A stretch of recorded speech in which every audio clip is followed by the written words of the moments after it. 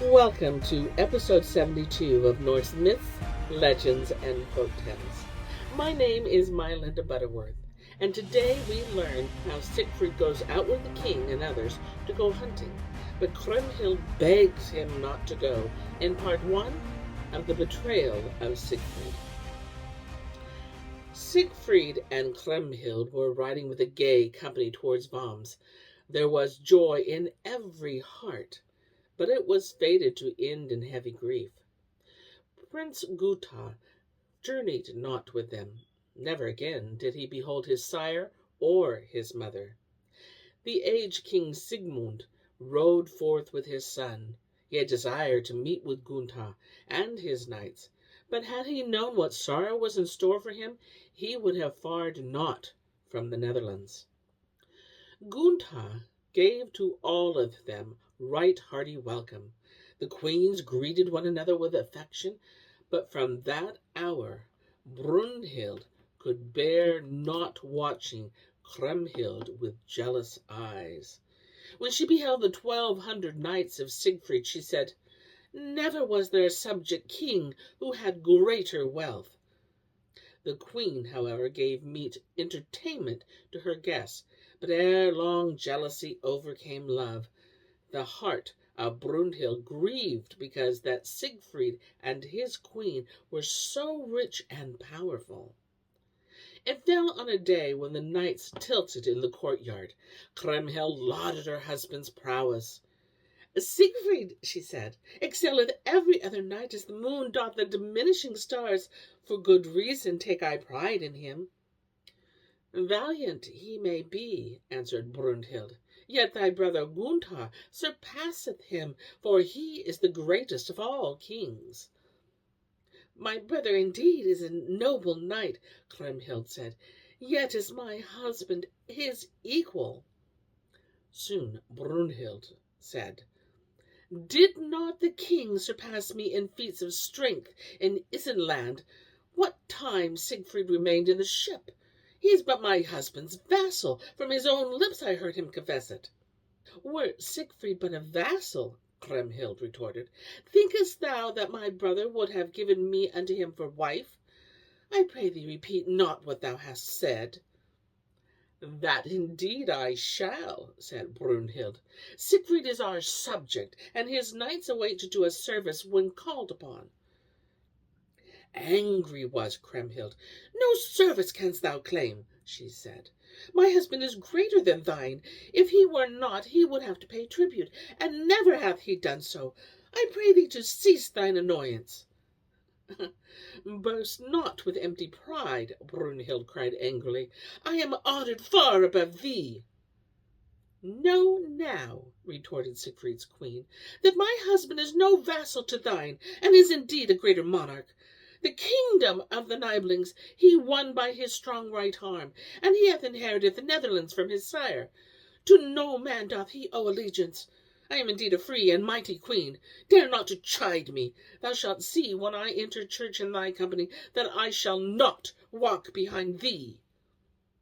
"If thou art not my subject, then thou shalt go by thyself, nor walk in my train," Brunhild said. In anger did Kriemhild leave the Queen of Burgundy, and she bade her maidens to put on their richest attire.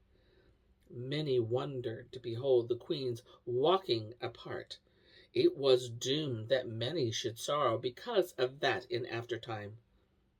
When they met before the church, Kriemhild went forward to enter first, and Brunhild forbade her. "Thou art my vassal," she said. "Walk not before me." "'Twere better that thou shouldest hold thy peace," retorted Kriemhild. "How can a vassal's paramour walk before a queen?" "What dost thou mean?" Brunhild asked angrily. "Whom dost thou call a paramour?" "None other than thee," answered Kriemhild. "Did not my husband win thee for thine? Thou dost prefer him now that thou callest a vassal, forsooth. Speak not to me any longer. Thou knowest the truth now." Then Kriemhild entered the church, and Brunhild followed her, weeping sore. There was deadly hate betwixt them, and for that reason many a goodly knight went to his grave. When the service was over, Brunhild confronted Kriemhild, saying, "Thou didst call me a paramour. I demand thee now to prove thy words." "'Twere easy to prove them," retorted Kriemhild, proudly showing her rival the ring and the girdle which Siegfried had taken from her. "A paramour thou wert indeed," she said. Brunhild bowed her head with shame, weeping bitterly, and when Gunther asked her why she sorrowed, she told him what Kriemhild had said. Then was Siegfried brought before Gunther, and in Brunhild's presence he swore that he had never uttered what Kriemhild had boasted of. "Grieve that my wife hath made Brunhild to sorrow," he said. The knights who were there spake one to another. "Would that women would cease their gossip," said one. "I forbid your wives to boast about ye, else there be strife and shame among us all." But Brunhild was not comforted. It chanced that Hagen came nigh to her and found her weeping. He asked her why she did grieve so, and when she told him what Kriemhild had said, he waxed wroth because he had sworn allegiance unto Brunhild and served her faithfully, guarding her honor and her life. "For this insult," he said fiercely, "Siegfried shall pay with his heart's blood. I shall avenge thee, O queen, or die." Hagen spake to Gunther and the other knights in like manner, and he roused them all to enmity against Siegfried, who reeked not of their secret plotting. Hagen first contrived that certain knights should visit Worms, making pretense that they came as envoys from King Ludgast, declaring war against King Gunther. Siegfried made offer of his service, and Kriemhild was proud thereat. Yet did she fear that ill would befall him because that he was reckless and overdaring in battle.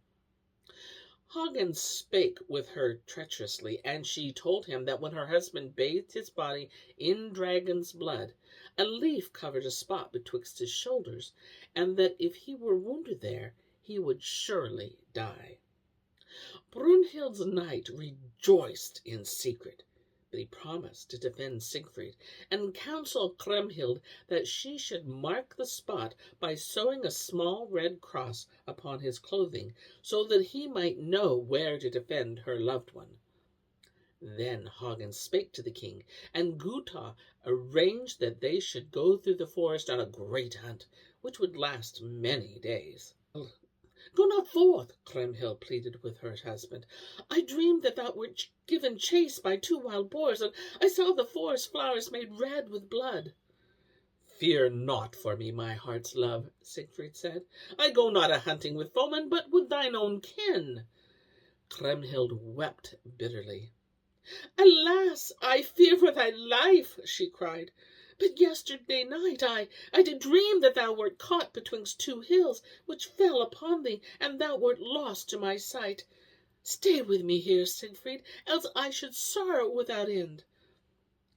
Siegfried kissed and embraced her with tenderness, and then hastened to join the hunt.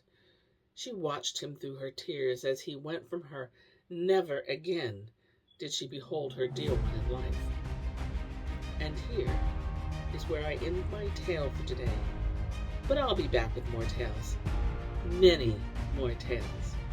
Until then, my friends, enjoy the journey.